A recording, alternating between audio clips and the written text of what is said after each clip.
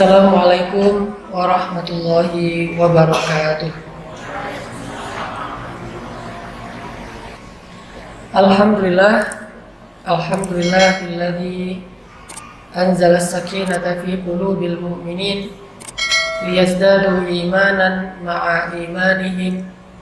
Asyhadu an la ilaha illallah wahdahu la syarikalah wa asyhadu anna Muhammadan abduhu wa rasuluhu la nabiyya ba'dah.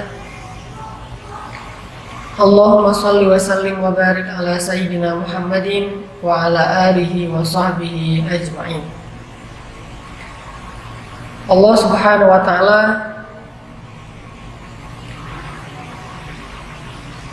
berfirman di dalam surat Ali Imran ayat 190, salah satu ayat yang cukup terkenal yang isinya A'udzu billahi minasyaitonir rajim. Bismillahirrahmanirrahim. Inna fi khalqis samawati wal ardi wa ikhtilafil layli wan nahari laayatin liulil albab alladzina yadhkuruna Allaha qiyaman wa qu'udan wa 'ala junubihim wa yatafakkaruna fi khalqis samawati wal ardi Rabbana ma khalaqta hadha batilan subhanaka faqina 'adzaban nar. Shadaqallahul azim. Rasulullah sallallahu alaihi wasallam bersabda, min husni islamil mar'i tarkuhu ma la yu'nih. Di antara tanda-tanda kesempurnaan atau baiknya Islam seseorang adalah dia meninggalkan apa-apa yang tidak bermanfaat atau berfaedah. Teman-teman yang dirahmati Allah, seperti judul kita pada sore hari ini, ibadah dalam diam. Kalimat ini adalah kalimat yang disampaikan oleh para ulama bahwa dalam Islam itu tidak ada perbuatan ataupun kondisi yang sia-sia. Bukan hanya ucapan seseorang saja yang bisa berpahala dan bernilai ibadah. Bukan hanya perbuatan zahir saja yang bisa bernilai ibadah. Tetapi juga dalam Islam perasaan bisa juga bernilai ibadah, bisa juga bernilai maksiat. Bisa berpahala, bisa berdosa. Perasaan. Jadi kita punya perasaan suka atau benci. Suka dan benci ini bisa anugerah dari Allah, bisa musibah. Bisa ibadah, bisa maksiat. Bisa berpahala, bisa menambah dosa. Padahal cuma suka doang tuh. Mencintai sesuatu atau benci terhadap sesuatu. Suka kepada sesuatu atau enggan terhadap sesuatu. Itu aja bisa bernilai pahala, bisa bernilai dosa. Makanya cinta itu adalah anugerah dari Allah. Tetapi ketika dia disalahartikan bisa menjadi musibah dan salah satu di antara fitnah-fitnah syaitan. Itu perasaan dalam Islam. Sehingga kita mengenal dalam sunnah Nabi itu ada namanya sunnah sirah. Sirah itu artinya yang tampak pada diri Rasulullah SAW.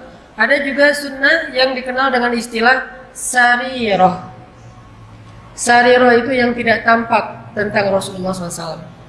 Dan yang tidak tampak ini disebut dengan batin. Urusan-urusan di dalam diri beliau. Termasuk apa yang membuat Nabi suka, apa yang membuat Nabi tidak suka. Hal-hal yang Nabi senang, hal-hal yang Nabi tidak senang. Hal-hal yang buat Nabi marah, hal-hal yang buat Nabi bahagia. Termasuk diamnya Nabi SAW adalah sunnah yang dikenal dengan istilah sunnah sarirah atau sebagiannya kadang-kadang termasuk dalam kategori takririyah atau persetujuan Nabi SAW.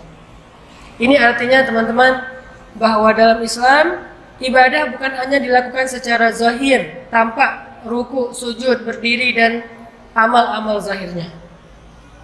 Tetapi ibadah juga bisa kita lakukan padahal kita tidak melakukan gerakan-gerakan sholat. Padahal kita tidak menginfakkan harta secara terlihat zahir, tetapi tetap bernilai ibadah di sisi Allah Subhanahu wa taala. Dan salah satunya adalah ibadah melalui tafakkur tentang kebesaran Allah Subhanahu wa taala. Jadi bisa ibadah dengan merasakan perasaan-perasaan yang baik, bisa juga ibadah dengan memikirkan hal-hal tentang kebesaran Allah. Ini dua-duanya ibadah dalam diam. Kayak misalnya kita tuh ngelihat ada orang yang hijabnya baik, bagus gitu, hijabnya lebar. Terus juga kalau laki-laki kelihatan misalnya secara zahir orangnya rajin tilawah Al-Quran, lalu dalam hati kita muncul rasa suka, muncul rasa senang, muncul rasa respect, tertarik, takjub kepada pemandangan itu, maka ini termasuk perasaan yang insya Allah diridhoi Allah, berpahala. Sekedar gitu doang tuh.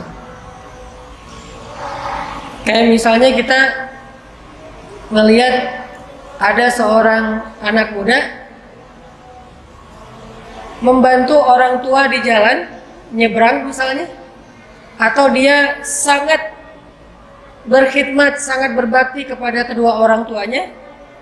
Kalau orang tuanya lagi bicara dia dengerin, dia nunduk, atau dia bantu orang tuanya di rumah sakit. Kita ngelihat seorang laki-laki atau seorang anak muda berakhlak mulia, lalu muncul rasa respect di dalam hati kita, itu perasaan yang berpahala. Kayak gitu aja udah berpahala. Sama kayak kita merasa respect atau tertarik ketika melihat orang yang misalnya pulang balik masjid, rumah, atau di kantor begitu sudah waktunya sholat zuhur, dia yang duluan berwudu, dia yang ke musola lebih dulu, dia yang mengumandangkan azan di kantor kita, lalu kita muncul rasa tertarik, kagum, takjub kepada orang kayak gitu. Ini adalah perasaan yang diridhoi oleh Allah dan berpahala insya Allah.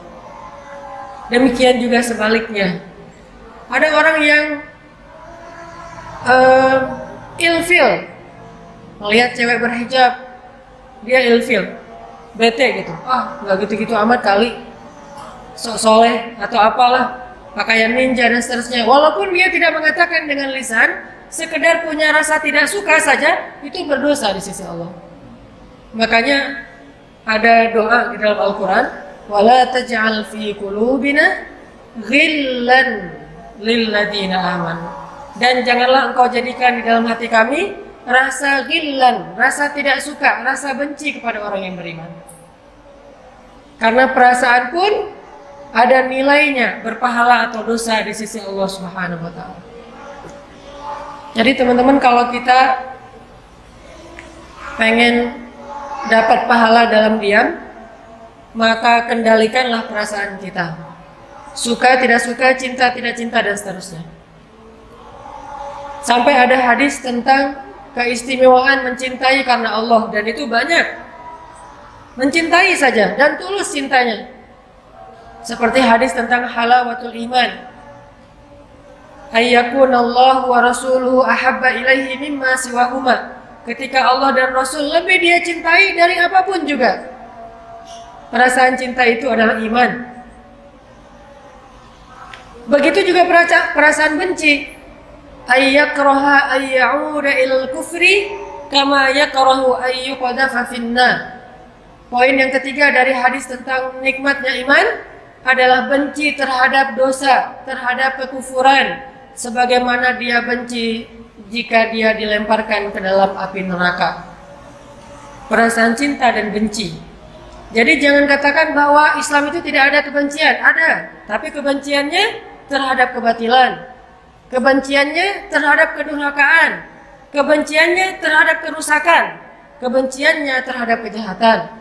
Jadi bukan hanya aliran cinta saja tapi tidak ada bencinya, ini tidak balance. Atau benci saja tidak ada rasa cintanya sama sekali, ini juga tidak baik. Karena cinta dan benci bisa menjadi tanda-tanda keimanan seseorang, bahkan berpahala di sisi Allah Subhanahu wa taala, walaupun cuma diam saja. Sehingga kita perlu mengintrospeksi diri, teman-teman. Apa yang membuat kita kadang benci?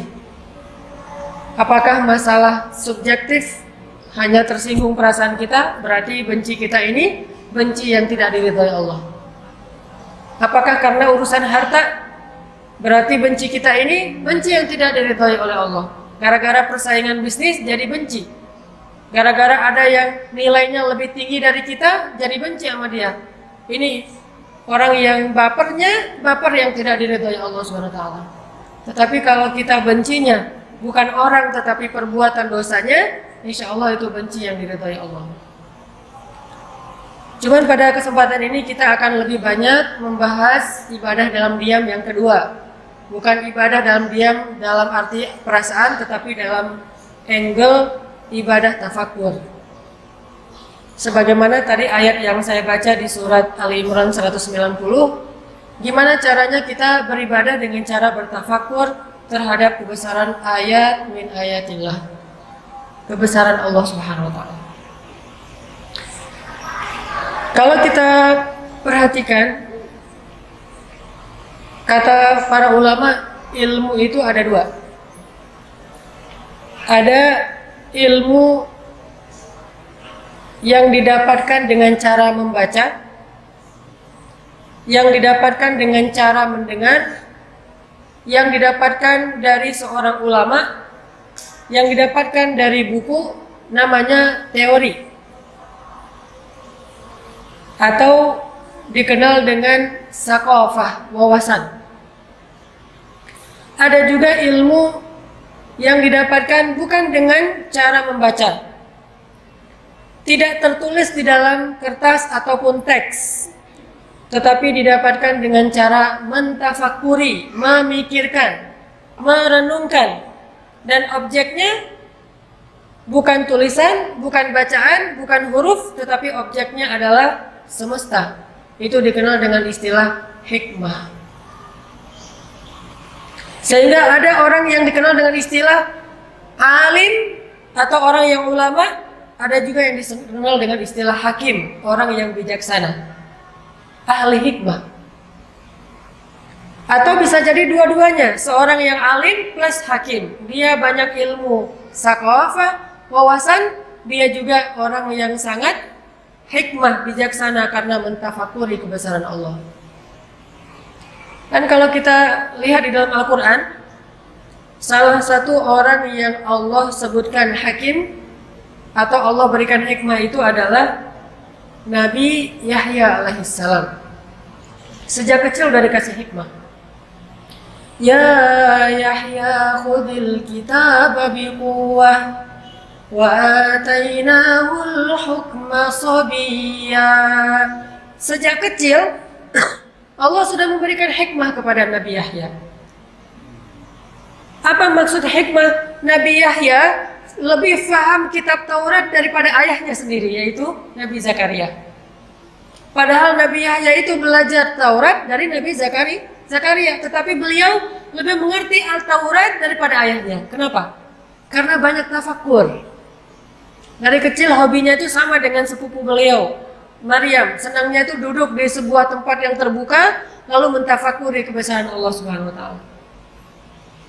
Itu juga yang dilakukan oleh Nabi Daud dan diteruskan oleh Nabi Sulaiman. Nabi Daud hobi banget duduk di alam terbuka, kemudian mentafakuri kebesaran Allah, lalu berzikir kepada Allah, lalu diikuti oleh semesta. Bertasbihlah bersama Daud gunung, jibal. Bertasbihlah bersama Daud tuyur atau burung-burung, semuanya ikut bertasbih bersama Daud. Dan itu tidak dilakukan dalam bentuk ritual di dalam sholat atau di dalam masjid, tetapi di alam terbuka. Jadi bisa dibilang teman-teman, tafakur itu adalah hobinya para nabi.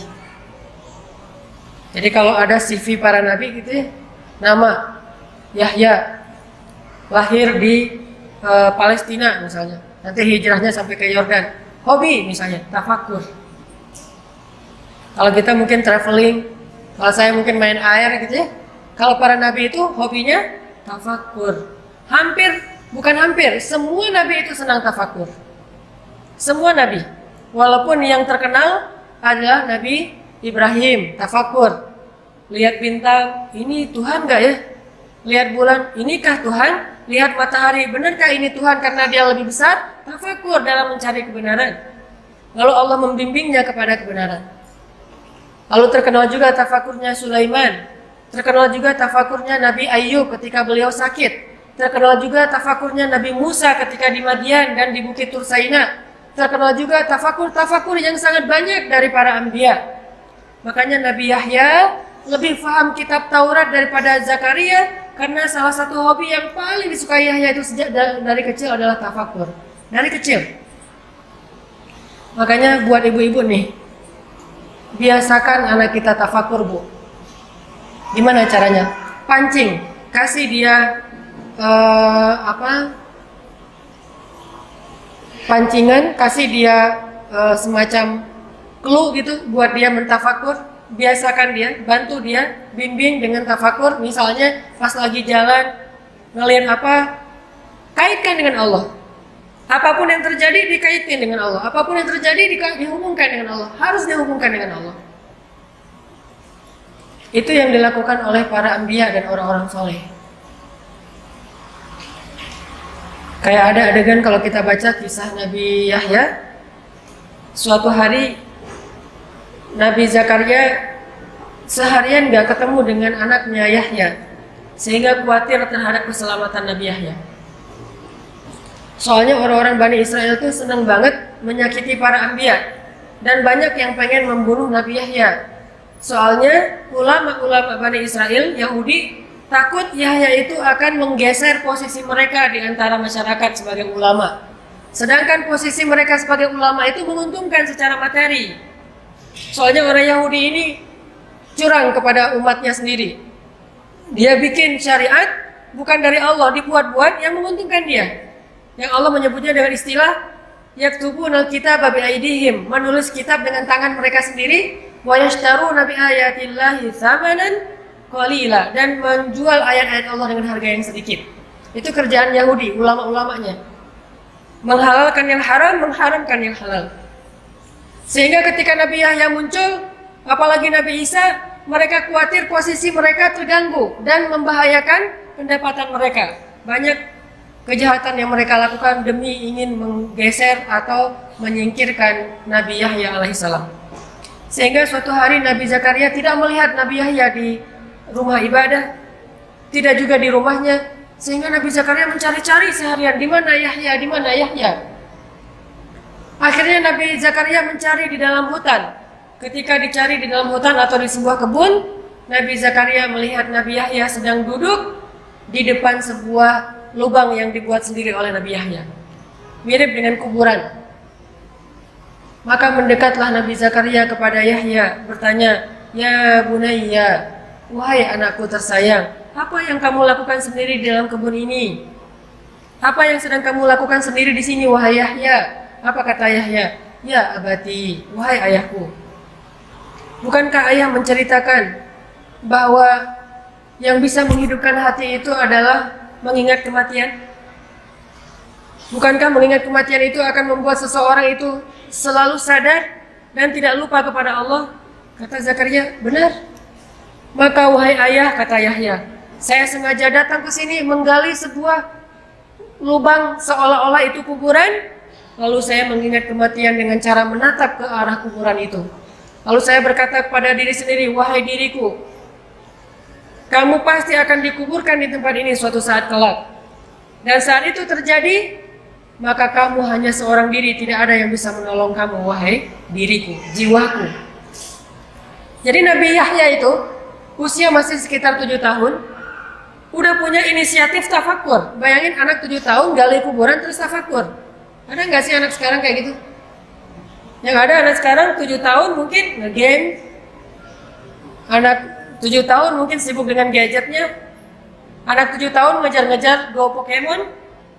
Ke masjid juga, tetapi bukan untuk sholat ya. Soalnya Pokemonnya masuk masjid. Dia kejar tuh ke dalam masjid. Beda generasinya. Kalau dulu 7 tahun udah punya hobi tafakur, sampai punya inisiatif membuat galian, lalu dia duduk di depannya sambil menangis. Yahya menangis. Makanya kata Allah, Nabi Yahya itu adalah hamba yang sangat lembut hatinya. Apa sifat Nabi Yahya?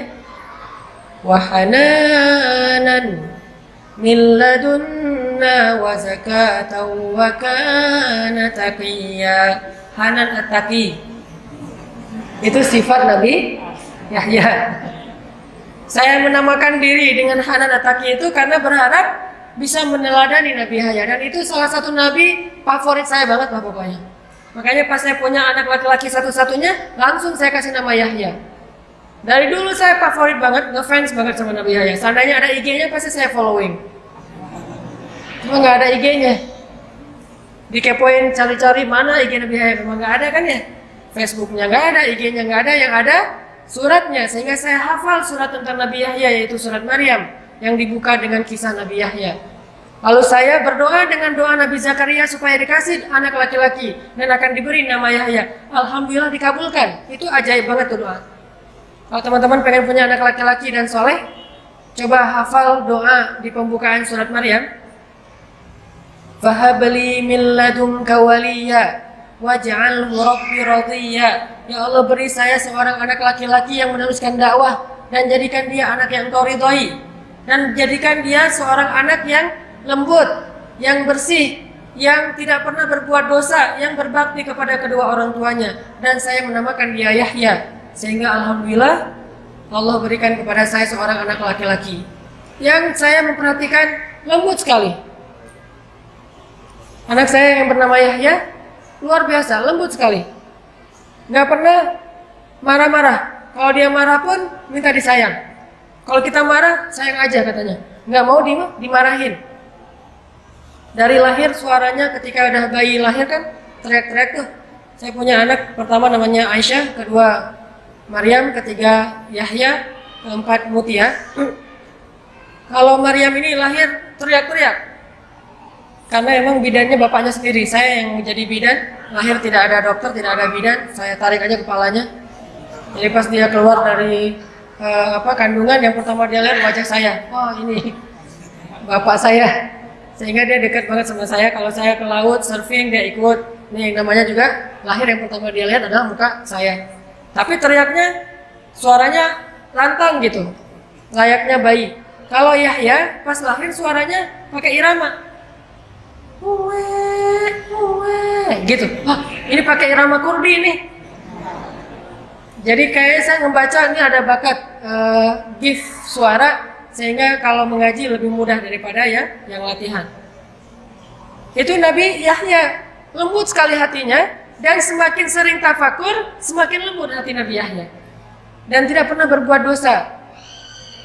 Walam yakun jabbaran asiyya, tidak pernah berbuat maksiat. Itu orang nggak pernah buat dosa satu-satunya. Semua manusia nanti di akhirat akan dihisab dosanya. Ada yang diampuni, ada yang tidak diampuni. Kecuali Yahya tidak punya dosa, tidak punya kesalahan sama sekali. Wassalamun alaihi yawma wulida wa yawma yamutu wa yawma yub'atsu hayya. Tafsir dari kalimat itu, keselamatanlah bagi Yahya hari dia dilahirkan, hari dia diwafatkan, dan hari dia dibangkitkan, semuanya selamat. Dan maksud selamat ketika hari dibangkitkan, dia tidak punya dosa ketika dia bangkit, bersih dari dosa. Dan salah satu hobi laki-laki atau anak muda yang luar biasa ini adalah tafakur. Sehingga dia lebih paham Taurat daripada ayahnya. Bahkan dia yang mengajarkan awalnya Taurat kepada sepupunya yang masih kecil yang bernama Isa alaihissalam. Sampai kelak Isa dapat wahyu Injil, baru Yahya mengikuti Isa dan belajar Injil kepada Isa. Jadi gantian nih. Pertama Yahya dulu ngajarin Taurat, habis itu Isa yang ngajarin Injil. Sehingga ketika mereka akan berpisah, Yahya hijrah ke Yordania, sedangkan Isa tetap di Palestina. Mereka saling memberi nasihat. Kata Yahya, ya Isa, nasihatin gua dong. Kan kita mau pisahan nih. Beri saya nasihat wasiat, ausi ini. Nasihatin gua dong Yahya, Isa. kata Isa, kamu jangan kebanyakan menangis. Tuh nasihat Nabi Isa kepada Yahya, jangan kebanyakan nangis, nangis saja, bukan cengeng ya, karena beliau orang yang tangguh, bahkan anak seorang seorang tukang kayu. Jadi Nabi Zakaria, Yahya ini orang yang tangguh secara fisik, tetapi nangisnya itu karena takut kepada Allah, sehingga disebut katsirul buka, sangat banyak menangis. Asal malam tuh di rumah Yahya pasti terdengar orang menangis. Setiap malam di rumah Yahya ada orang menangis dan Nabi Yahya sedang menangis. Robbi, gimana saya ya Robbi, nanti di akhirat gimana ya Robbi, ampunilah dosa saya, ampunilah dosa keluarga saya, dan seterusnya. Nangis saja sepanjang malam karena tafakur. Wahai Yahya, jangan terlalu banyak dan sering menangis, kata Isa. Terus Isa balik, wahai Yahya, sekarang beri saya nasihat juga sebelum kita berpisah. Apa kata Nabi Yahya? La taghdab, jangan sering marah-marah. Karena Nabi Isa ini keras orangnya. Jadi beda banget nih. Nabi Isa tegas, Nabi Yahya lembut. Kayak Umar dengan Abu Bakar, selalu kayak gitu orangnya. Kayak Musa dengan Harun. Musa keras, Harun lembut. Umar keras, Abu Bakar lembut. Isa keras, Yahya lembut. Allah bikin selalu seimbang di antara dakwah-dakwah hamba-hambanya. Selalu harus berjalan kayak gitu. Kalau dominan salah satunya, nggak akan sempurna. Sehingga kata Nabi Yahya, ya Isa, jangan kebanyakan marah, bersabarlah gitu. Karena Nabi Isa kalau ngelihat kemungkaran, wah dihabisin sama Nabi Isa. Jadi spesialis kemungkaran. Kayak di Indonesia kan ada nih, yang dakwahnya spesialis nahi mungkar, ada yang dakwahnya spesialis amar ma'ruf, ada yang dakwahnya dengan spesialis segmen A, B, C sampai Z. Maka mereka pun berpisah. Nabi Yahya pergi ke Yordania, yang sekarang disebut dengan tepi barat dan tepi timur. Kemudian Nabi Isa tetap di Palestina.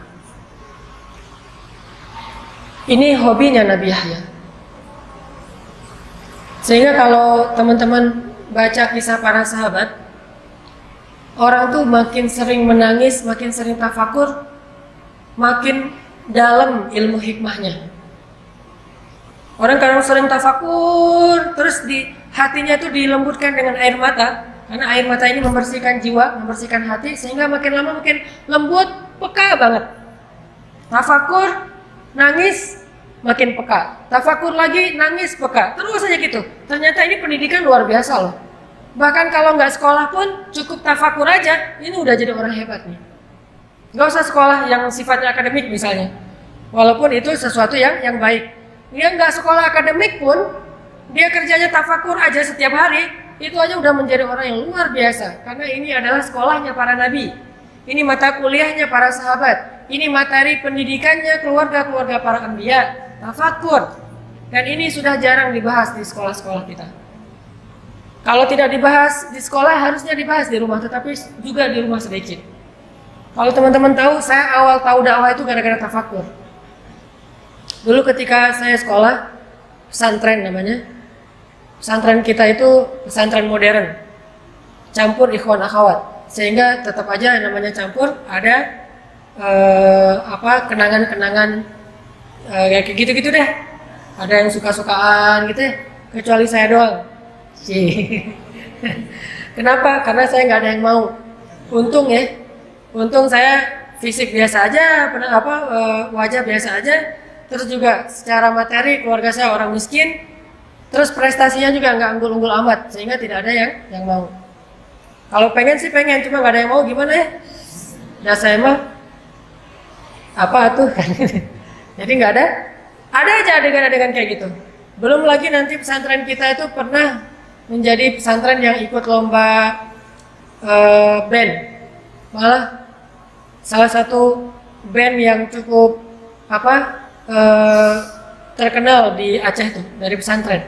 Biasanya anak band mah dari SMA, ini mah dari pesantren. Dulu lagunya tuh lagu-lagu yang agak-agak underground. Jadi pesantren lagunya underground. Tapi macam-macam, ada yang seleranya dangdut aja, kuc-kuc hotahe. Ada yang underground, ada yang pop, Westlife dulu mah masih masa-masa Boyzone, The Moved, gitu-gitu deh. Ini pesantren. Kalau saya karena senang reggae, Bob Marley. Jadi lagu-lagunya tuh lagu-lagu reggae. Sampai akhirnya Dan waktu itu udah ada Raihan, Hijaz, lagu-lagu nasyid. Kita mah nggak suka lagu-lagu nasyid. Dianggap cemen. Sampai akhirnya suatu hari ketika lagi liburan sekolah, saya lagi main bola di depan masjid. Masjid di Aceh itu kan halamannya luas-luas tuh. Kita bisa main bola di depan masjid. Ternyata di masjid itu lagi ada jamaah tabligh khuruj di situ. Kan jamaah tabligh mah khuruj antar masjid ke masjid ya, 3 hari, 40 hari gitu. Ada jamaah dari Pakistan lagi khuruj di masjid saya di Banda Aceh. Pas kita lagi main bola, pas istirahat habis main bolanya habis asar, mendekati maghrib kita istirahat, dipanggil sama salah satu amir jamaah dari Pakistan yang lagi khuruj di situ.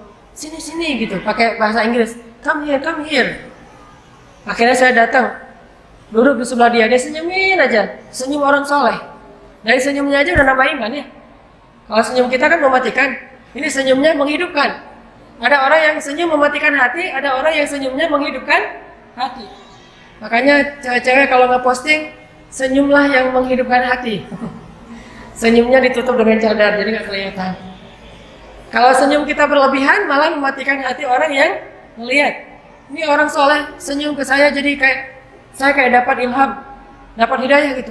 Oh, orang soleh ya gitu. Jadi orang yang di pesantren nggak tahu apa-apa tentang agama, hanya belajar teori saja. Saya tahu fikih sholat, saya tahu fikih puasa dan seterusnya, belajar fikih, tetapi tidak punya semangat yang baik, tidak menjadi orang yang soleh yang berimbang dengan ilmunya. Sampai amir atau pemimpin jamaah ini bilang ke saya sambil nunjuk ke langit. What's that in Indonesian? Apa itu dalam bahasa Indonesia, kata dia. Saya bilang langit. Kata dia, langit Allah cipta. Tunjuk ke pohon. Saya bilang pohon Allah cipta, kata dia. Dia cuma tahu bahasa Indonesia Allah cipta aja.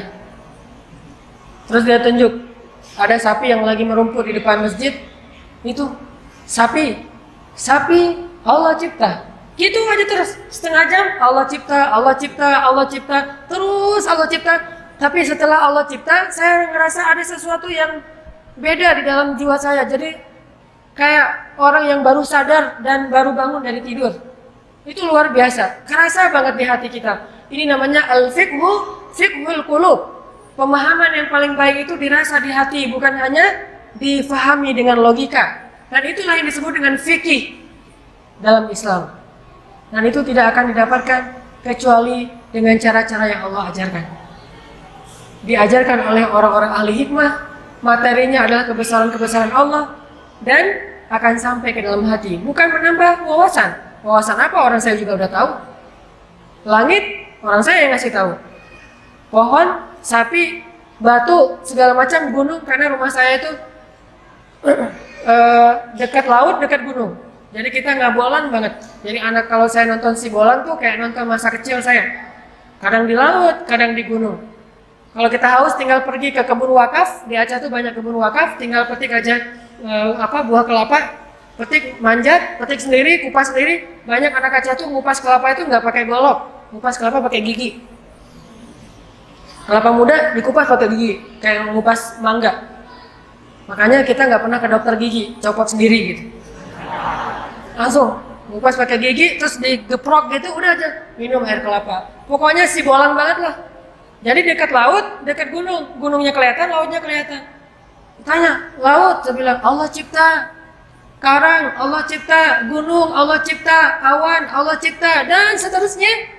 Lama-lama jadi kayak nambah iman sendiri gara-gara kalimat Allah cipta. Dia mengajarkan saya tafakur.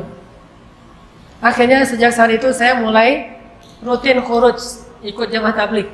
Namanya khuruj pelajar, setiap bulan 3 hari. Setiap bulan khuruj. Sampai di Mesir saya masih khuruj. Baru saya berhenti khuruj, walaupun tetap berteman dengan teman-teman jamaah tabligh, tetap respect dengan dakwah mereka, gara-gara ada insiden di Mesir. Bukan insiden dimarahin orang. Kalau insiden dimarahin orang udah sering lah, namanya tabligh ya, biasa dimarahin orang. Ngapain kamu sini segala macam? Masya Allah, gitu aja kita mah nggak ngelawan nih. Baru ada insiden yang buat saya berhenti itu apa? Saya lagi bayan. Saya di Mesir itu kelas tahun kedua lah, semester 3. Tahun kedua di Al-Azhar. Saya bayangkan di tabligh mah kalau lagi di masjid ada namanya bayan, ceramah di depan. Saya bayan.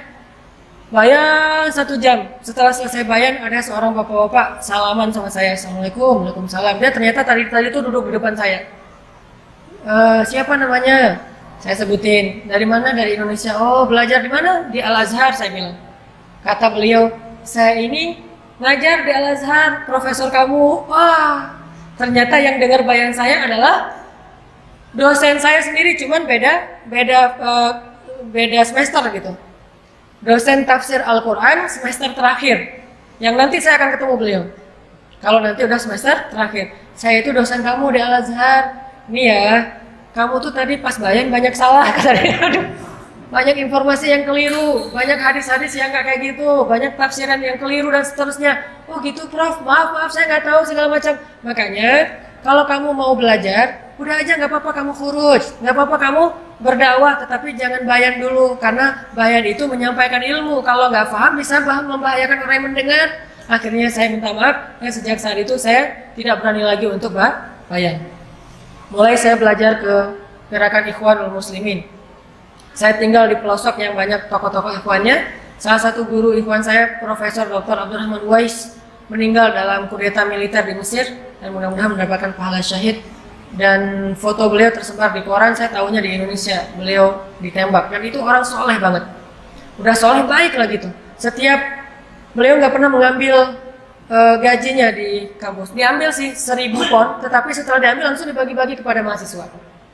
Saya sering dibagikan gaji beliau. Ditanya, kalau udah gajian langsung pergi ke kos-kosan mahasiswa Indonesia, nanya, anak-anakku udah pada beli buku belum? Belum, Prof, gitu. Ini beli buku, udah aja dibagi-bagi untuk beli buku kuliah. Udah pada bayar uang kuliah belum? Belum, bayarin kalau yang nggak dapat beasiswa. Bulan ini udah belanja beras belum? Atau gandum atau apa? Kita mah pasti jawabannya belum, nama mahasiswa ya? Belum aja. Masalahnya belum aja semuanya. Untung si dokternya nggak kok, belum aja nih jawabannya. Kasih aja setiap bulan tuh, habis gaji beliau 1.000 pound untuk membiayai kita-kita. Dan beliau hidupnya dari kebun, dan setiap panen pasti datang bawa berkarung-karung hasil panen, adas, kemudian gandum segala macam dibawa untuk mahasiswa. Ada yang zakat, ada yang sedekah, ada yang hadiah. Orang yang solehnya luar biasa. Saya kenal banget dengan beliau. Tidak sombong sama sekali, rajin menabung dan tidak sombong. Intinya teman-teman, saya sendiri ngerasa bahwa tafakur itulah yang mengantarkan saya kepada dakwah. Sehingga tafakur ini menjadi salah satu di antara amalan yang saya rasa cepat sekali menambah keimanan. Dan itu juga yang dilakukan oleh para sahabat. Salah satunya adalah yang paling senang tafakur itu Abu Bakar As-Siddiq. Itu hobinya tafakur banget. Sehingga karena Abu Bakar ini orang yang sangat rajin tafakur dan berkorban yang paling banyak untuk agama Allah, Allah kasih dia hikmah yang lebih dibandingkan sahabat yang lain. Sampai tingkat hikmahnya itu kepada kepekaan jiwa. Yang kalau kita mungkin nyebutnya dengan istilah basiroh. Punya kepekaan jiwa. Itu Abu Bakar. Salah satu contoh kepekaan jiwanya, beliau memahami teks, memahami Al-Quran lebih dalam daripada sahabat yang ngerti tafsir. Makanya saya bilang, belajar Al-Quran jangan hanya membaca teks, jangan hanya membaca tafsir, jangan hanya membaca syarah hadis, tapi tafakur juga. Karena ketika kita udah tafakur, kita akan memahami itu lebih dalam daripada orang yang ahli secara wawasan dan teori. Abu Bakar membuktikan itu. Contohnya ketika turun ayat, Al-yawma akmaltu lakum dinakum wa atmamtu alaikum ni'mati wa raditu lakumul islam dina. Idza jaa nasrullahi wal fath wa ra'aitan nasa yadkhuluna fi dinillahi afwaja. Ketika ayat ini turun, ayat tentang sempurnanya agama, sudah lengkap semua syariat, maka semua para sahabat itu bertakbir karena bahagia. Allahu Akbar, Allahu Akbar, agama sudah sempurna, syariat sudah utuh, syariat sudah lengkap, bertakbir semuanya. Kecuali Abu Bakar menangis. Mereka mengira ayat ini adalah ayat berita gembira, agama sudah sempurna, akan dimenangkan oleh Allah. Berarti ini ayat berita gembira, mereka bertakbir. Sedangkan Abu Bakar menangis. Lalu orang-orang bertanya, "Ma yubki kayak Abu Bakar? Kenapa engkau menangis wahai Abu Bakar?" Abu Bakar mengatakan, "Memang ini adalah ayat berita gembira. Tetapi di sisi yang lain, ketika Allah sudah menyempurnakan agamanya, berarti tugas Nabi sudah selesai. Dan jika tugas Nabi sudah selesai, berarti sebentar lagi Nabi akan kembali kepada Tuhannya dan akan berpisah dengan kita." Baru para sahabat menangis semuanya. Jadi loadingnya beda. Kalau Abu Bakar tuh nggak ada buffering, cepat gitu. Kenapa nggak ada bufferingnya? Loadingnya cepat karena beliau punya kepekaan jiwa yang lebih dan memahami teks lebih dalam daripada orang ahli tafsir. Ibnu Abbas saja nggak sepaham itu. Padahal Ibnu Abbas ini hibrul ummah, ahli Al-Quran. Salim Maula Abi Huzaifah, hamilul Quran. Ibnu Mas'ud, qari'ul Quran, qari'nya Nabi SAW. Tetapi ketika turun ayat ini, mereka memahami secara teori, Abu Bakar memahami apa yang ada di balik itu. Namanya hikmah. Karena hikmah itu sesuatu yang dibaliknya, yang tidak akan terlihat hanya dengan pemahaman teoritis atau ilmiah. Itulah Abu Bakar As-Siddiq. Baru mereka pada nangis. Gitu juga ketika turun ayat idza jaa nasrullahi wal fath. Saat saat Fathu Makkah. Ketika Fathu Makkah, semua orang waraitan nas yadkhuluna fi dinillahi afwaja. Orang berbondong-bondong masuk Islam. Bahkan yang dulunya memusuhi Islam sekarang menjadi pembela Islam seperti Ikrimah, seperti Sofwan, seperti Suhail. Banyak orang-orang yang benci pada Islam sekarang menjadi pemeluk Islam. Sehingga seolah-olah dakwah ini sudah berada di puncaknya, sudah menang. Maka Abu Bakar pun menangis. Orang-orang bertanya lagi, "Ya Abu Bakar, bukankah hari ini hari bahagia ketika manusia berbondong-bondong masuk Islam dan dakwah kita sudah dimenangkan? Kenapa engkau menangis?" Kata Abu Bakar, "Ma ba'dal kamali illa nuqsan." Tidak ada yang terjadi setelah kesempurnaan kecuali kekurangan. Artinya kalau udah sampai di puncak, maka yang setelahnya adalah penurunan. Dia bisa melihat sesuatu yang setelahnya. Kalau kita masih belum di puncak, berarti ini akan naik terus nih. Tapi kalau udah di puncak, yang setelahnya adalah turunan. Maka tidak ada setelah hari ini yang penuh dengan kesempurnaan kecuali kekurangan. Dan apa yang dimaksud dengan kekurangan? Yang pertama, kekurangan itu adalah kita akan ditinggalkan oleh Rasulullah SAW. Itu nukson pertama yang sangat menyedihkan. Nukson kedua, terjadinya fitnah, di mana orang-orang banyak yang keluar dari Islam dan munculnya nabi-nabi palsu. Fitnah di zaman Abu Bakar. Tetapi di balik semua itu tetap menunjukkan bahwa punya firasat yang dalam. Karena Abu Bakar ini orang yang suka tafakur, dan dengan tafakur itu Allah melembutkan jiwanya sehingga Abu Bakar dikenal dengan orang yang istilahnya raqiqul qulub, raqiqul qalb, orang yang hatinya lembut sekali, peka banget. Raqiqul qalb, hatinya riqqah, sangat lembut. Bahkan ketika Rasulullah sakit, lalu Rasulullah meminta Abu Bakar yang jadi imam, kan? Suruh Abu Bakar untuk menjadi ya'umun nas, menjadi imam bagi orang-orang. Kata Rasulullah kepada Bilal, "Ya Bilal, cari Abu Bakar, suruh dia jadi imam." Lalu Bilal mencari-cari Abu Bakar, nggak ketemu. Mungkin Abu Bakar lagi di kebunnya atau di pasar. Karena ini sudah waktunya sholat, akhirnya Bilal berinisiatif menyuruh Umar jadi imam. Bayangin, ini ijtihadnya Bilal. Karena menurut Bilal kalau nggak ada Abu Bakar ya Umar. Dan benar juga, sesuai dengan nanti urutan khilafah, habis Abu Bakar Umar. Jadi Bilal juga ngerti. Cuman dalam hal ini Rasulullah nggak setuju. Begitu Umar, kata Bilal, "Ya Umar, kamu jadi imam, Rasulullah nggak bisa ke masjid, lagi sakit." Oh gitu, ya udah dikumpulin orang. Begitu Umar bertakbir, kan suara Umar tuh keras banget tuh, Allahu Akbar. Dan Nabi rumahnya di sebelah masjid, mendengar suara Umar, apa kata Nabi? La, amma hadza fala. Jangan, kalau yang ini jangan, kata Rasulullah, teriak dari dalam rumahnya. Langsung Umar membatalkan sholat, jadi Bilal dipukulin Bilal sama Umar. Lo, ngapain lo nyuruh gua jadi imam, Rasulullah aja gak setuju, kata Umar. Nabi saking gak setujunya tuh sampai teriak-teriak, la, gak boleh, yang ini gak boleh jadi imam. Maksudnya gak boleh dia jadi imam selama masih ada Abu Bakar. Akhirnya Umar langsung balik badan nyari, Bilal. Aduh Umar, ya Bilal, celaka kamu, kata Umar. Kenapa kamu suruh saya? Sementara Rasulullah nggak setuju. Kata Bilal, emang sih Rasulullah tuh nyuruhnya Abu Bakar, cuma nggak nemu. Saya udah ngepo-ngepoin, nggak ada yang aktif handphonenya. Di miss call nggak diangkat, di japri nggak dibaca, nggak ke-read aja tuh. Atau gimana, ini udah waktunya sholat. Akhirnya semuanya pada dikerahkan nyari-nyari Abu Bakar. Pas Abu Bakar datang, baru Abu Bakar menjadi imam dan Rasulullah diam. Setuju dengan keimaman Abu Bakar. Nah, ketika Rasulullah menyuruh Abu Bakar jadi imam, Aisyah protes.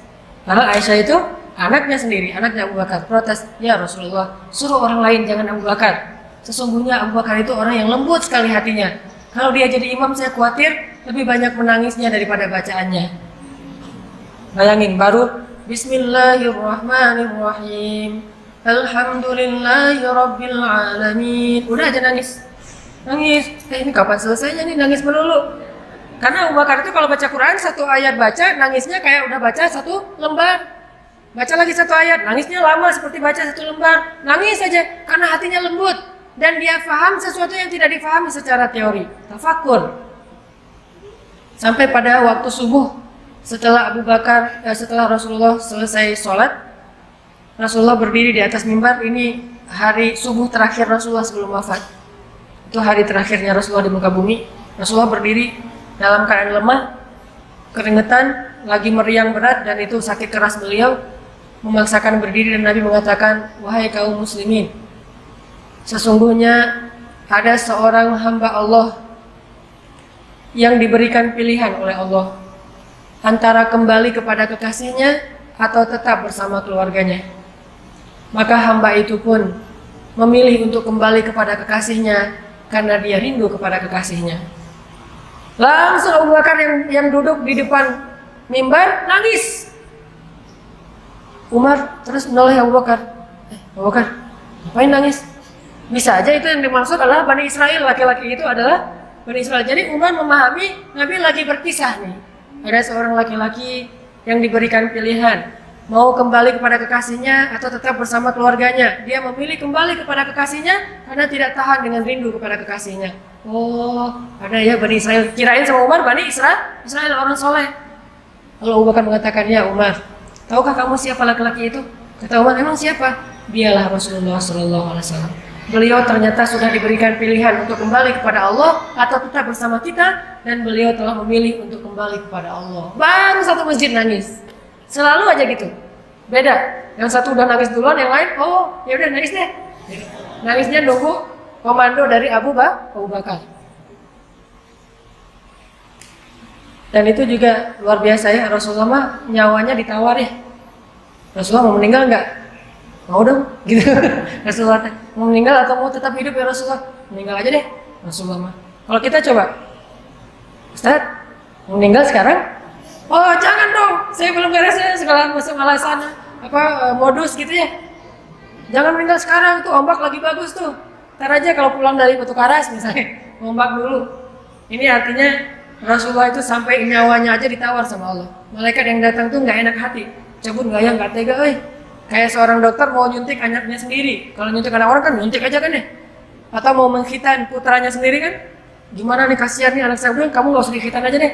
Padahal dia dokter ahli khitan, yang orang lain mah dikhitan aja, ini mah nggak berani karena nggak tega. Begitu malaikat mau mencabut nyawa Rasulullah, malaikat nggak tega, nyabut dikit-dikit. Pas Rasulullah mengatakan sakit gitu, oh ya, dilepas sama malaikat. Jadi nyawanya tuh mau dicabut, dilepas lagi. Sakit ya Rasulullah, maaf, nggak jadi lagi tuh. Cabut lagi nggak jadi. Bukannya Rasulullah muda, susahnya mungkin gara-gara malaikat nggak tega tuh. Jadi pelan dicabut, Nabi kesakitan, langsung dilepas lagi. Saking cintanya malaikat kepada Rasulullah SAW, sampai nggak tega banget mau nyabut nyawa Rasul. Belum lagi nanti malaikat Jibril duduk di sebelah Nabi, seolah-olah kayak sahabat dekat banget megangin Nabi. Pas Nabi lagi dicabut nyawanya, melihat ke arah Jibril berpaling. Sampai Nabi bertanya, ya Jibril, apakah engkau benci melihat wajahku? Kata Jibril, bukan ya Rasulullah, saya nggak tega. Coba bayangin, adegannya sampai segitu banget tuh. Rasulullah lagi dicabut nyawanya, Jibril nggak mau ngelihat. Gini aja Jibril, coba bayangin Jibril yang perkasa, tiba-tiba jadi gitu. Nggak mau ngelihat, aduh nggak tega ya Rasulullah dicabut nyawanya. Coba kalau yang lain, yang mana orangnya diliatin gitu ya, ditonton sama malaikatnya. Ini mah nggak ditonton karena malaikat nggak tega. Dan ternyata Abu Bakar faham tentang hadis itu. Umar nggak paham. Ini orang yang rajin tafakur. Terus sahabat lain yang rajin tafakur dan sangat peka adalah Utsman bin Affan. Utsman ini juga punya basiroh, rajin tafakur, Allah berikan kepekaan di dalam jiwanya. Saya pernah cerita mungkin pada masa kekhalifahan Utsman jadi Amirul Mukminin, Utsman itu juga selain presiden, dia imam di masjid, dia juga yang mengajarkan Al-Quran. Jadi presiden, imam, ulama sekaligus. Ini Khulafaur Rasyidin tuh empat-empatnya kayak gitu, ideal gitu ya. Dia presiden, dia imam masjid, dia juga yang ngajarin ilmu. Terutama Ali yang paling luar biasa di antara empat ini kalau ilmunya. Nah, Utsman lagi ngajarin ilmu Al-Quran di masjid. Dan mereka tuh sangat menghargai majelis ilmu. Bagi mereka mencari ilmu itu bukan berapa lama belajar, bukan ijazah, bukan berapa banyak teori yang diajarkan, tetapi keberkahan dari ilmu. Sehingga diantara adab duduk dalam majelis ilmu yang bagi mereka itu wajib, walaupun secara fikih tidak wajib, adalah sebelum masuk ke dalam majelis ilmu berwudu. Itu mereka tuh berwudu dulu. Udah gitu pakai baju yang bagus, yang bersih. Kemudian pakai parfum, khususnya untuk laki-laki pakai parfum. Udah gitu diam gitu. Saking diamnya majelis ilmu di zaman sahabat, Nabi kalau lagi ngomong itu di masjid kayak nggak ada orang. Nabi kayak lagi ngomong sendiri, nggak ada suara sama sekali. Jangankan suara, gerak aja nggak ada. Seolah-olah kata para ulama, saking nggak bergeraknya mereka mendengar Nabi menyampaikan ilmu, seandainya burung hinggap di atas kepala mereka, tuh burung bisa bikin sarang di atas kepala mereka. Saking nggak bergerak. Ada nggak di zaman kita duduk nggak bergerak, sampai lalat, nyamuk, wah kenyang semuanya. Alhamdulillah ini majelis ilmu, saya senang makan minum darah di sini. Karena nggak ada yang gerak. Digigit nyamuk juga nggak kayak gini, diam aja. Kenapa itu teh? Sakinah. Mungkin kalau di kita ada, cuman matanya tertutup, duduknya di tiang. Kalau kita nyebutnya tembokers itu bersandar di tembok terus tutup mata, dapat sakinah. Dan jangan dibangunkan kalau kayak gitu, biarkan dia lagi dapat ketenangan dari langit, sakinah. Cuman belum mawaddah ya, masih jomblo soalnya. Baru sakinah. Nah, pas zaman Utsman jadi Amirul Mukminin, Utsman lagi ngajarin ilmu di masjid. Datanglah seorang laki-laki, muridnya Utsman bin Affan. Ketika dia berada di teras Masjid Nabawi, di depan masjid, nggak sengaja laki-laki ini melihat aurat seorang perempuan yang melintas. Jadi ada seorang cewek lewat pakai hijab, tiba-tiba ada angin kencang menyingkapkan hijabnya dan terlihat rambutnya sekilas, langsung ditutup lagi. Nah, laki-laki ini melihat aurat itu, rambut cewek sekilas nggak sengaja di depan masjid. Karena dia anggap ini sesuatu yang tidak sengaja, belum lagi nanti hadisnya itu berarti adalah ramah segala macam, karena pandangan pertama nggak sengaja. Dia anggap ini bukan dosa, sehingga dia tidak beristighfar. Namanya juga sekilas nggak sengaja, cuma rambut doang kan ya. Masuklah dia ke dalam masjid, kayak gini, langsung duduk di antara jamaah. Begitu dia duduk, Utsman mengatakan, saya melihat ada seorang laki-laki yang masuk kepada kita untuk mencari ilmu, padahal di matanya masih ada bekas zina, kata Utsman. Coba, di matanya ada bekas zina. Laki-laki ini langsung terperanjat, kaget gitu. Langsung dia mengatakan, ya Utsman, apakah masih turun wahyu kepadamu setelah Rasulullah? Artinya kan Rasulullah orang Nabi terakhir. Bagaimana engkau tahu bahwa saya barusan melihat sesuatu yang tidak baik, sehingga engkau mengatakan ada bekas zina di matanya? Apakah telah turun wahyu kepadamu setelah Rasulullah? Apa kata Utsman? Ittaqu farasatal mu'min. Hati-hati dengan farasah. Farasah itu jadi bahasa Indonesia firasat. Hati-hati dengan firasat orang yang beriman. Bayangin ngelihat cuma sekilas rambut doang, nggak sengaja pula, nuntut ilmu disuruh keluar sama Utsman, kecuali dia beristighfar. Gimana kalau yang lebih dari itu? Sengaja nyari, browsing, ngepoin, ngeklik, ngelihatnya bukan cuma rambut, dan sengaja, dan nggak sekilas, dan lebih dari rambut. Kira-kira gimana tuh nuntut ilmunya? Itulah bedanya mereka dengan kita. Kalau kita mencari ilmu itu untuk direkam di dalam pikiran kita, hafal, tahu, ngerti. Nanti kalau ustadznya nyebut lagi, oh saya udah pernah dengar. Kalau kita baca lagi, oh gue udah pernah tahu tuh. Kalau dibacakan sama teman, saya udah hafal hadisnya. Bagi kita ilmu tuh di sini. Bagi mereka ilmu itu di sini. Kalau ilmu di sini, sambil bermaksiat pun bisa mencari ilmu. Ini konsep barat nih. Orang barat kan, kayak di film-film atau di mana tuh, mencari ilmu pacaran. Bahkan di kelas tuh duduknya satu bangku berdua, cewek cowok dengan pacarnya. Nanti ada live party misalnya, ada misalnya summer party segala macam, tetap aja ada party-partian. Tetapi juara kelas, berprestasi, nilainya bagus, doktoralnya di usia masih 20 tahun. Karena ilmu mereka cuma di sini. Nggak akan membuat hati mereka beriman dengan ilmu seperti itu. Sedangkan orang Islam mencari ilmu itu bukan untuk dihafal, tetapi fiqhul qulub, difahami dengan hati, dan itu tidak akan bisa didapatkan kecuali dengan cara meninggalkan dosa. Beda cari ilmu ala barat dengan ala Islam. Kalau ala barat sambil bermaksiat juga dapat ilmu, tapi dalam Islam dosa kecil menghalangi kita dari ilmu. Itu yang dialami oleh Imam Syafi'i kan, ke pasar nggak sengaja ngelihat ada seorang ibu-ibu betisnya keangkat, namanya orang di pasar gitu lagi kerja, betisnya keangkat, nggak sengaja langsung Imam Syafi'i memalingkan wajahnya, lupa beberapa hadis. Dan ketahuan banget Imam Syafi'i kalau lupa, soalnya nggak pernah lupa. Kalau kita ngerasa biasa-biasa aja, karena emang kita jarang ingat, makanya nggak tahu kalau ada lupa. Emang saya nggak pernah ingat apa-apa. Kalau orang menghafal Quran itu ketahuan, kalau dia habis ada dosa itu ketahuan. Apa ketahuannya? Murojaahnya susah. Ayatnya lupa, itu orang yang hafal Quran. Jadi kalau kita nggak ngafal Quran, nggak akan ketahuan. Saya mah ngelihat gitu biasa-biasa aja. Ya biasa-biasa aja, karena nggak ada ayat yang dihafal, tidak ada hadis yang dihafal, sehingga nggak ada yang lupa. Kalau kata teman-teman, hati-hati jaga pandangan, hilang hafalan. Kecuali bagi yang tidak menghafal gitu ya. Kalau yang nggak menghafal, ada juga yang nakal. Nggak apa-apa, hilang hafalan, ntar hafal lagi. Gitu. Gampang kalau hilang nanti dihafal lagi. Artinya kepekaan itu al-fiqhu fiqhul qulub, pemahaman yang di hati itu tidak akan didapatkan kecuali dengan tadi meninggalkan dosa. Makanya kata Utsman ini orang yang hatinya peka, dan itu salah satunya dibangun dengan banyaknya bertafakur. Dan kita nanti bisa baca kalau dalam biografi Utsman itu kalimat-kalimat tafakurnya Utsman itu luar biasa. Dan di antara semua hamba-hamba Allah yang ahli tafakur ulul albab ini, Rasulullah SAW adalah orang yang paling sering menyampaikan hadis-hadis tafakur. Contoh nih, tafakur itu kan artinya menghubungkan suatu objek dengan penciptanya, pemiliknya. Lihat gunung, Allah cipta tadi.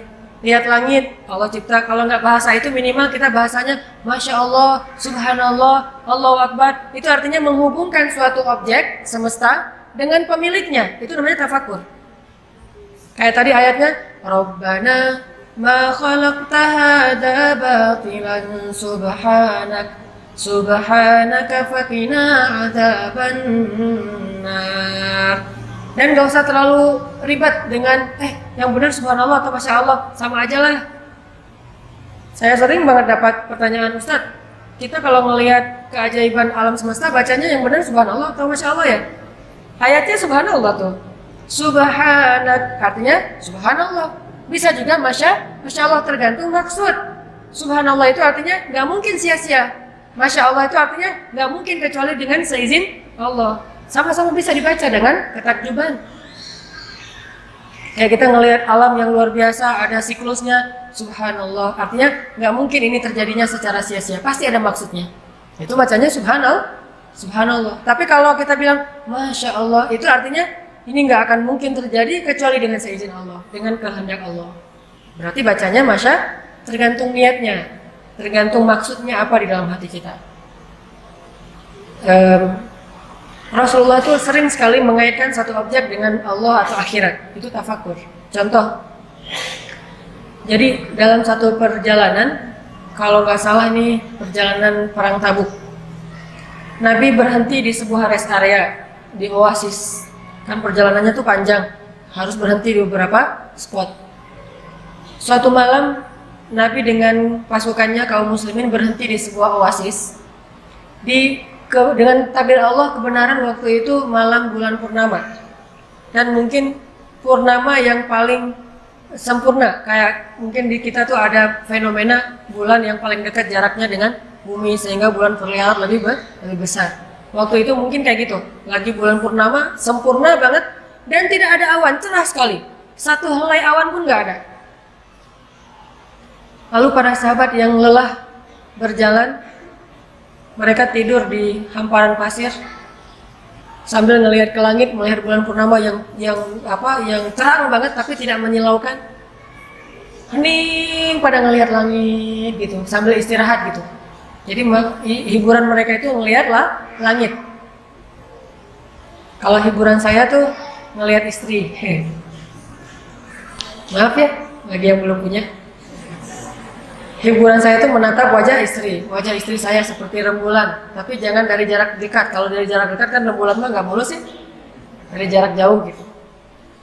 Atau menatap wajah anak itu hiburan banget. Orang kalau udah nikah tuh ya nggak susah nyari hiburan. Yang susah nyari hiburan tuh kalau masih jomblo, susah banget nyari hiburan. Ini nggak bisa, itu nggak bisa, udah dengar sekian album, tetap aja galau. Udah jalan sini jalan sana, minum segala macam minuman, mulai dari soda, kemudian sampai bahkan ada yang ke beer house, tetap aja galau. Tapi kalau udah nikah, tinggal lihat wajah pasangan, udah hiburan. Belum lagi senyumnya, belum lagi nanti dan seterusnya. itu mah intermezzo doang. Susah menghilangkan materi itu. Balik lagi ya. Jadi pada menatap bulan gitu, pada hening semuanya. Tiba-tiba Nabi mengatakan, tahukah kalian nanti penduduk surga itu akan menatap wajah Allah seperti saat ini kalian menatap bulan. Tidak ada penghalang di antara mereka, kata Nabi. Ini artinya apa?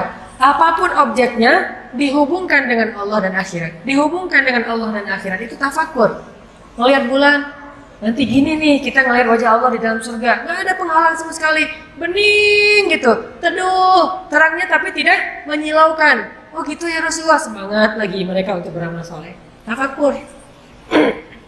Nanti tafakur Nabi yang lain misalnya, Nabi lagi jalan, terus ngelihat seonggok bangkai onta. Jadi ada bangkai onta yang sudah dipenuhi belatung. Dan onta itu namanya onta saibah. Saibah itu artinya onta yang menurut keyakinan orang Arab jahiliyah, onta yang membawa sial, kutukan. Ciri-cirinya telinganya dipotong. Jadi ada hamin, saibatin, banyak istilah-istilah onta pembawa sial di zaman jahiliyah. Nah, onta ini kalau udah dipotong telinganya, nggak ada yang mau makan dagingnya, tidak ada yang mau minum susunya, dan tidak ada yang mau menungganginya. Kenapa? Dianggap onta pembawa sial. Hidupnya aja nggak ada yang mau, apalagi matinya. Jadi Nabi lagi jalan ngelihat satu bangkai saibah, onta yang dipotong telinganya dan dipenuhi belatung, bau bangkai luar biasa. Terus Nabi bilang kepada para sahabat, "Hei, siapa di antara kalian yang mau membeli bangkai ini?" kata Rasulullah. Sahabat heran, "Ya Rasulullah, dikasih gratis juga kami nggak mau. Jangankan udah mati, hidup juga nggak ada yang mau ya Rasulullah, onta saibah." Kata Nabi, "Sesungguhnya dunia di mata Allah nilainya lebih rendah daripada bangkai ini di mata kalian." Ini namanya tafakur. Ngelihat apa aja dihubungkan dengan Allah. Allah lagi, Allah lagi, Allah lagi. Terus aja kayak gitu. Itu orang beriman, nggak pernah lupa sama Allah. Yadhkurunallaha qiyaman wa qu'udan wa 'ala junubihim, dengan cara wa yatafakkaruna fi khalqis samawati wal ardh. Baru dia bilang Rabbana, Rabbana, Rabbana. Sehingga jadi kebayang bagi para sahabat, oh gitu ya. Berarti Allah tuh kalau nggak ngasih dunia kepada hambanya yang beriman, nggak zalim. Soalnya bagi Allah dunia itu nggak ada harganya. Seandainya kata Nabi, dunia itu ada harganya walaupun sebelah sayap nyamuk, maka Allah tidak akan ngasih dunia itu sedikit pun kepada orang kafir. Jadi kita salah paham tentang Allah gara-gara menghargai dunia. Sehingga ada orang bilang, oh, apa maunya Allah sama saya? Allah kok tega banget sih? Allah kok nggak adil sih sama saya? Karena kita mengukur rahmat Allah dengan dunia. Sedangkan Allah pengen merahmati kita dengan akhirat, bukan dengan dunia. Kita nggak ngerti, salah paham. Misunderstanding, miskomunikasi sama Allah. Seandainya dunia ini nilainya ada, walaupun cuma seberat sebelah sayap nyamuk. Berapa gram kira-kira sebelah sayap nyamuk? Nggak ada gramnya. Kalau kita pakai timbangan yang digital tuh, terus di atasnya kita taruh nyamuk, bukan sayapnya, nyamuk nih. 3 ekor, jangan 1 ekor. Keluar nggak angkanya? Nggak keluar, 1 juga nggak keluar. Naruh mungkin nyamuk misalnya 10 ekor, masih belum keluar angkanya. Butuh ratusan ekor nyamuk baru keluar angka 1. Itu nyamuk loh. Gimana sebelah sayap nyamuk?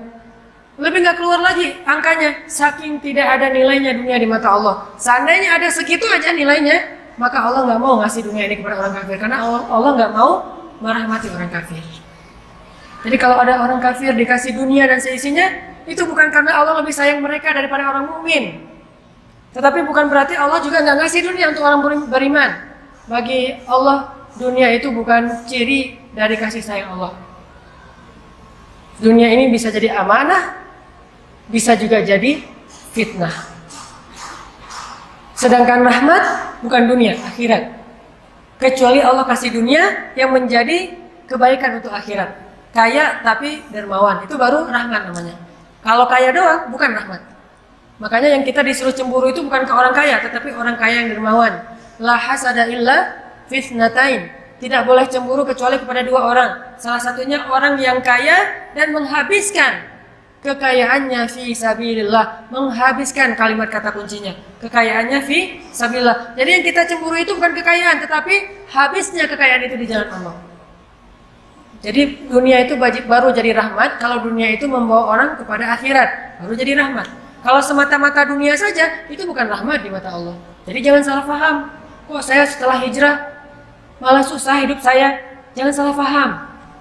Kalau setelah kita hijrah, setelah kita bertaubat, setelah kita memperbaiki diri, dunia kita malah jadi susah. Bukan berarti Allah mencabut rahmatnya, tetapi Allah ingin mungkin melindungi kita dari fitnah-fitnah dunia. Karena Allah sayang sama kita, nggak dikasih dunia. Kalau dikasih hanya untuk mencukupi kebutuhan kita, yang nggak membuat kita sampai lupa diri. Karena banyak orang makin dikasih dunia makin sombong. Makin dikasih dunia, makin jauh dari Allah. Makin dikasih dunia, makin jarang sholatnya. Dan kita ngerasain sendiri kalau lagi banyak masalah, sholat khusyuk, nangis-nangisnya. Tahajud panjang, jam 1 malam udah bangun tahajud sampai subuh. Begitu dikasih solusi, subuh juga kadang kelewat. Makanya Allah nggak mau kita celaka gara-gara dunia. Kasih aja masalah terus. Jadi kalau kita pengen Allah nggak ngasih masalah, istiqomah, dikasih dunia tetap beribadah, nggak dikasih dunia juga beribadah, sehingga Allah nggak khawatir kasih dunia untuk kita. Ini hambaku siap nggak ya dikasih harta? Ini hambaku siap nggak ya dikasih pasangan? Jangan-jangan ntar dia kalau udah dikasih pasangan lupa sama gua. Akhirnya udah deh jomblo aja lo, biar semakin dekat sama Allah gitu, bisa kayak gitu. Intinya Nabi itu mengaitkan bangkai onta dengan Allah. Jalan lagi tuh, jalan lagi, lewatin sebuah bukit,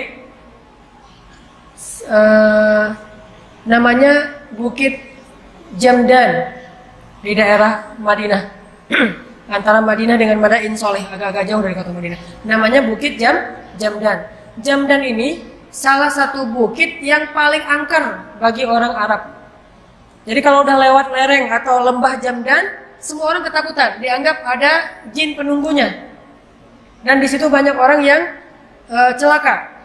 Sehingga ketika kaum muslimin lewat lereng atau lembah Jamdan, banyak desas-desus di antara kaum muslimin, ini Jamdan loh, ini Jamdan loh. Mulai ada cerita horor. Lalu Nabi mengatakan, hadza Jamdan. Ini adalah bukit atau gunung Jamdan. Dan dia adalah sabaqal mufarridun. Lalu para sahabat mengatakan, apa arti mufarridun ya Rasulullah? Mufarridun itu adalah orang yang banyak bertasbih kepada Allah, sedangkan gunung ini lebih banyak lagi daripada orang-orang ahli bertasbih kepada Allah.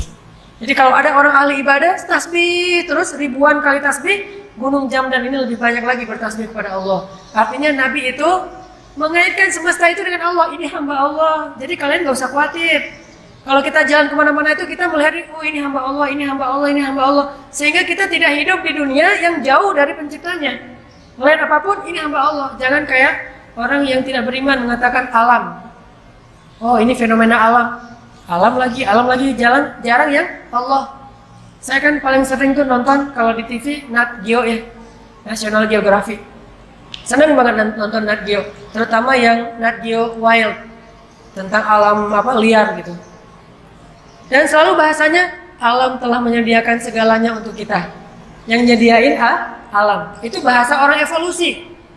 Tapi kita Allah lagi. Sebagaimana mereka tidak pernah enggan untuk mengatakan evolusi alam, kita juga nggak akan enggan untuk mengatakan Allah.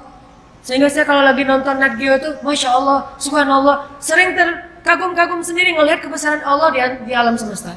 Walaupun referensinya mereka, tetapi tafakur kita untuk mengingat Allah SWT. Kayak misalnya hiu, ocean misalnya, atau killer fish. Salah satunya hiu, selain paus pembunuh. Killer whale ya. Whale killer atau killer whale? Pokoknya paus pembunuh aja. Ini ada hiu nih ceritanya. Ternyata, teman-teman, hiu itu adalah vacuum cleaner Allah di dalam lautan.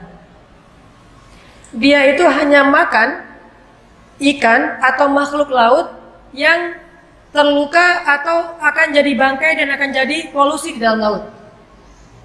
Sehingga dia akan punya dua sensor. Satu sensor ciuman darah, satu lagi dia pakai sonar untuk melihat gerak. Jadi kalau ada ikan yang geraknya, berenangnya udah nggak teratur karena terluka dan bentar lagi mau mati, udah mulai lemah nih, maka akan terbaca oleh sonar sensornya hiu dari jarak sekian puluh kilometer. Dan sensor inilah, sonar inilah yang dipelajari kemudian menjadi inspirasi pembuatan sensor dalam kapal selam untuk melihat lawan atau jarak musuh. Dia bisa lebih dari 10 km ngeliat, oh ada ikan yang sekarat tuh, didatangin sama dia dengan kecepatan lebih dari 100 km per jam, dalam hitungan menit datang makan tuh ikan. Karena kalau nggak dimakan oleh hiu, ikan itu akan jadi polusi di dalam laut. Makanya kalau kita berenang di laut jangan panik. Begitu panik, wah hiu, ada yang makanan saya tuh. Berenangnya kacau gitu ya, nggak teratur. Sehingga kalau kita lihat orang-orang barat, kenapa yang diving sering di sebelah hiu tapi kok nggak diserang? Karena gerakan mereka itu udah teratur, udah punya ilmu berenang atau ngedive. Coba bayangin diving pas laut hiu langsung panik sendiri. Hiu yang tadi nggak tahu jadi tahu tuh. Hiu walaupun di sebelah kita kalau geraknya teratur, menurut teori di Nat Geo nih, walaupun gerak di sebelahnya kalau geraknya teratur, nggak akan kebaca oleh sonarnya. Sehingga dianggap bukan makanan, tetapi dianggap teman. Bro, gitu. Kalau teratur, tapi kalau bukan teratur, bukan bro tuh. Langsung, wah ini makanan saya, walaupun jaraknya puluhan kilo. Masya Allah langsung. Ini namanya tafakur. Sama kayak gajah. Pernah dengar suara gajah? Kalau gajah bersuara yang bisa kita dengar, berarti dia lagi guyon. Kalau dia manggil temannya, kita nggak bisa dengar. Dia menggunakan suara frekuensi rendah yang tidak mampu didengar oleh manusia. Kita tuh bisa mendengar suara dengan frekuensi tertentu yang udah tinggi. Itu aja kadang-kadang, masih aja. Gajah teh memanggil temannya dalam jarak sampai 12 km, itu dengan frekuensi rendah yang kita aja nggak dengar di sebelahnya. Kita di sebelah gajah nih, kita nggak tahu ternyata dia lagi manggil temannya 12 kilo. Kita yang di sebelah dia nggak dengar. Beda indra. Gimana kita tahu gajah lagi manggil temannya? Telinganya dibuat tegak gini, kemudian di bawah pipinya itu kembang kempis. Itu berarti dia sedang mengeluarkan suara frekuensi rendah yang didengar oleh temannya 12 kilo lebih, dan dia mengatakan, teman-teman, ini ada makanan nih. Ini ada kebun tebu. Akhirnya temannya yang dari jarak 12 kilo langsung datang. Kalau dalam teknologi kita disebut dengan share location. Jadi dia nge-share lock ke temennya tuh pakai frekuensi rendah. Langsung, ntar sinyalnya putus-putus nih kata temennya teh. Ngejar langsung ke spot itu dan nggak meleset sama sekali. Allah maha besar, tidak ada yang sia-sia yang Allah ciptakan. Makanya Tafakur. Nabi itu suka sekali mentafakuri sesuatu dan dikaitkan dengan Allah atau minimal dengan akhirat. Naik gunung Uhud. Kata Nabi, Uhud adalah gunung yang kami mencintainya, dia mencintai kami. Uhud itu salah satu gunung-gunung surga dan seterusnya. Pokoknya tafakur aja. Makanya coba kalau teman-teman jalan, namanya bukan tadabbur alam ya. Kalau tadabbur mah Al-Quran. Kalau teks itu ditadaburi, kalau alam itu ditafakuri. Namanya bukan tadabbur alam tapi tafakur alam. Coba tafakuri kebesaran Allah Subhanahu wa taala. Dan fungsinya satu melembutkan hati, kedua menambah iman, ketiga memunculkan kepekaan dan pemahaman yang dalam diri kita. Inilah salah satu hobi para anbiya, terutama Rasulullah SAW, beribadah dalam diam, yaitu dengan cara merasa sesuatu yang baik atau yang buruk karena Allah, dan yang kedua dengan cara memikirkan dan mentafakuri kebesaran Allah Subhanahu wa taala. Mudah-mudahan ini bisa kita amalkan, bukan hanya jadi wawasan. Sering-sering deh, malam-malam kalau mau tahajud keluar rumah dulu lihat, wah langit, terus baca inna fi khalqis samawati wal ardh wa ikhtilafil laili wan nahar la ayatin lil albab, baru salat. Insyaallah akan lebih berkesan. Mudah-mudahan dengan demikian kita semakin yakin sama Allah, semakin believe, semakin keep the faith karena sering tafakur melihat bukti-bukti kebesaran Allah dan lebih berserah diri lagi kepada Allah Subhanahu wa taala. Barakallahu li wa lakum. Wassalamualaikum warahmatullahi wabarakatuh.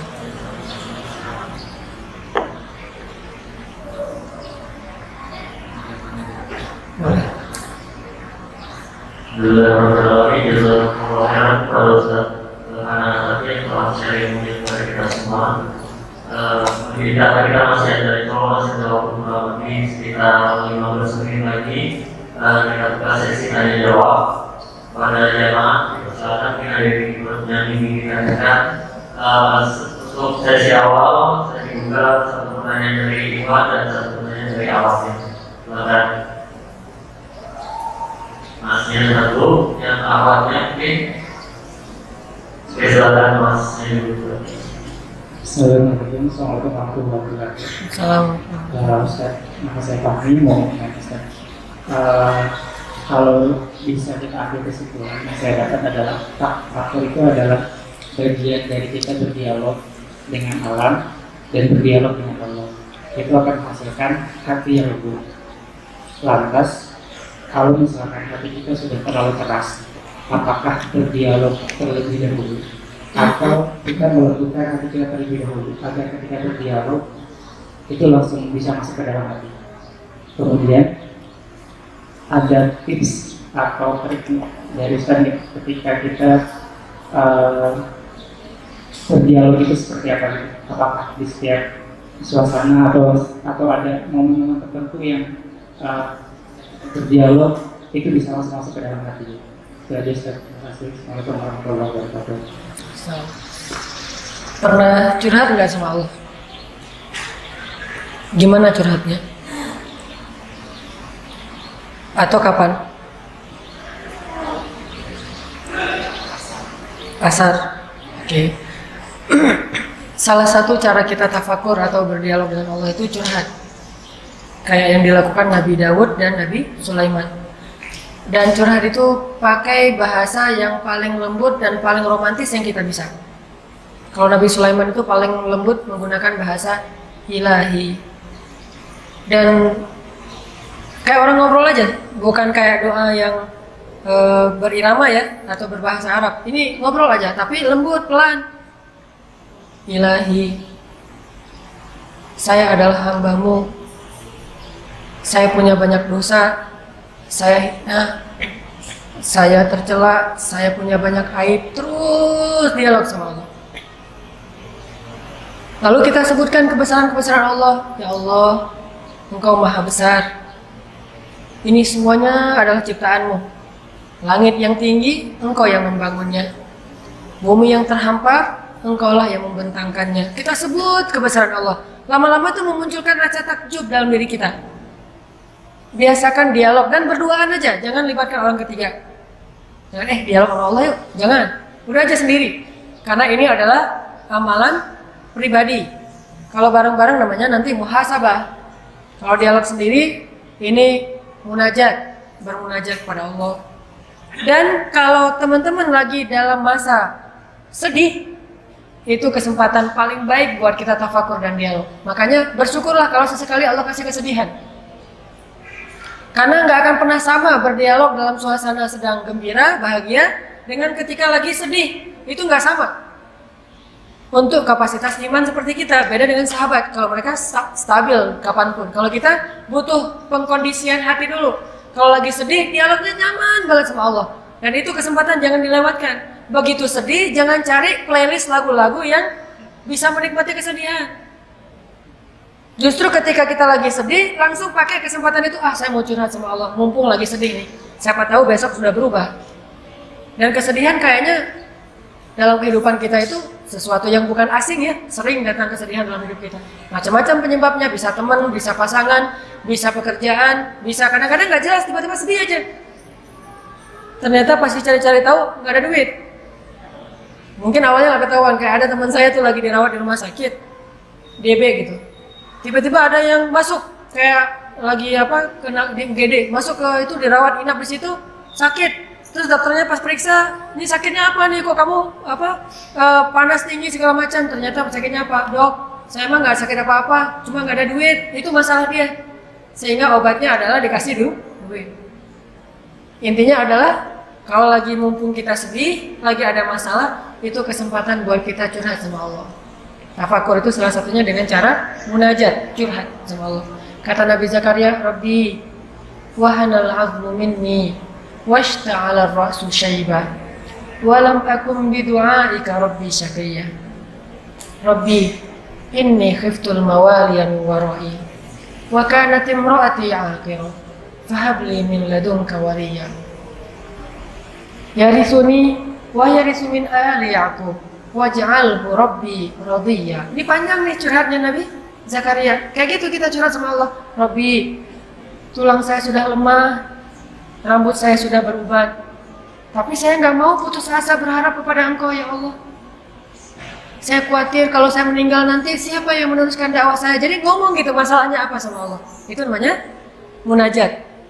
Lalu nanti kita sebutkan kebesaran Allah yang tadi kita tafakuri. Engkau maha, Engkau maha, Engkau maha. Itu salah satunya. Tapi kalau kondisinya kita ngerasa hati kita keras, maka langkah yang harus kita lakukan juga selain tafakur adalah banyak-banyak istighfar. Karena penyebab hati keras itu kalla bal rana ala qulubihim adalah dosa. Sehingga kalau kita udah taubat istighfar dan nggak bisa sekaligus, butuh waktu juga. Sebagaimana dosa itu menumpuknya dalam waktu yang lama, maka membersihkannya juga butuh waktu. Bersabarlah dengan waktu itu, terus istighfar taubat, hindari perbuatan sia-sia, jauhi dari orang-orang yang mungkin melalaikan kita. Nanti akan sampai kepada sebuah titik, sebuah kondisi di mana kita udah ngerasa ini udah saatnya saya siap tafakur. Kita yang sendiri bisa ngerasain. Istafti qalbak, tanya ke dalam hati kita. Kalau kondisinya tadi berat banget, tafakur juga nggak dapat, ya udah taubat berarti. Karena tafakur itu sebetulnya amalan orang-orang soleh. Kalau kita ngerasa belum soleh, justru amalannya bukan tafakur, tapi taubat. Tuh. Baik, mungkin ada lagi yang ingin ditanyakan dari awalnya mungkin adalah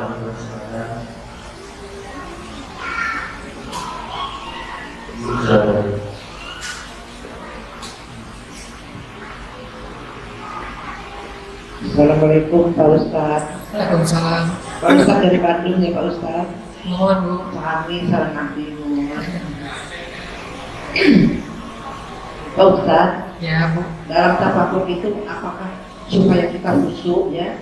Ada bacaan-bacaan yang harus kita ucapkan atau gimana, atau hanya merenung memikirkan kebesaran Allah atau apa? Ya, apa perlu ada bacaan-bacaan tertentu yang harus kita amalkan atau gimana? Baik. Dan berapa lama lamanya tafakur itu yang harus kita kerjakan? Yang biasanya dalam waktu siang atau malam atau waktu kapan yang sebaik-baiknya kita lakukan, atau setelah sholat tahajud gitu. Baik Bu. Tafakur itu tidak butuh waktu khusus. Beda dengan ibadah ritual yang memang ada paketnya. Sholat itu ada paketnya, ada how to-nya, ada fikihnya. Kalau tafakur cenderung mutlak. Mutlak itu artinya bebas. Kita bisa melakukan kapanpun, dimanapun, dengan objek apapun. Dan kadang-kadang tidak perlu disengaja. Kayak Nabi tadi lewat ngelihat bangkai tafakur, lewat ngelihat pasar tafakur. Kayak Luqman tuh, Luqmanul Hakim. Luqmanul Hakim tuh tafakur, setiap ada apa-apa aja tafakur. Dia lewat pasar gitu ya. Dia bilang kepada anaknya, Luqman ini kan bukan ulama, tapi ahli hikmah. Dan dia menasihati anaknya itu bukan dengan ilmu, dengan hikmah. Dia bilang ke anaknya, ya bunayya, tuh lihat orang di pasar. Mereka ada yang untung, ada yang rugi. Atau kadang hari ini untung, besok rugi. Kamu mau tahu nggak perniagaan yang nggak mungkin rugi? Pasti untung. Tafakur. Apa wahai ayah? Berniagalah dengan Allah. Kalau kamu lakukan sesuatu, akadkanlah kepada Allah. Jangan akadkan kepada manusia. Pasti untung. Itu namanya tafakur. Melihat pasar, ngomongin dagang. Dagangnya dengan Allah. Jalan lagi. Melihat ayam. Luqman bilang ke anaknya, ya bunayya, wahai anakku, janganlah kamu lebih lemah daripada ayam jago ini.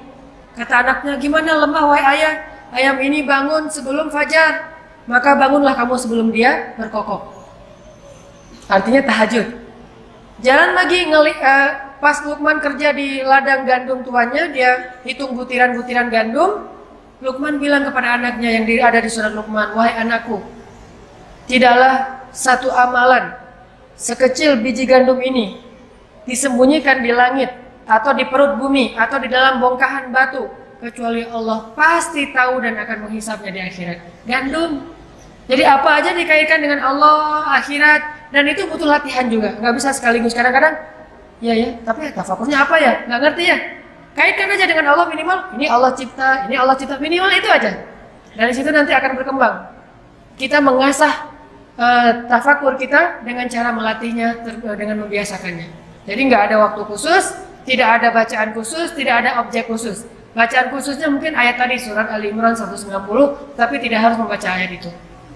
Yang penting tafakur. Bisa juga dengan tadi nonton film-film tentang film dokumenter tentang alam semesta kayak tadi Nat Geo misalnya. Bagi saya itu objek tafakur yang paling mudah dan paling ajaib karena mereka akan mempertunjukkan keajaiban-keajaiban semesta yang kita mungkin butuh sains untuk bisa memahami itu. Tinggal nonton doang, kita udah bertambah iman. Jadi gara-gara tafakur itu kita jadi yakin hidup kita mah serahin aja sama Allah. Allah menciptakan segala ini mudah, masa ngurus kita aja susah? Semua dunia ini diurus oleh Allah mudah, apalagi ngurus satu orang kayak kita lebih mudah lagi tuh. Jadi nambah iman, bergantung, tawakal. Jadi tafakur jauh lebih leluasa ketimbang ibadah. Dan tidak harus berwudu juga, walaupun dengan berwudu lebih baik. Tetapi tidak menjadi syarat harus berwudu.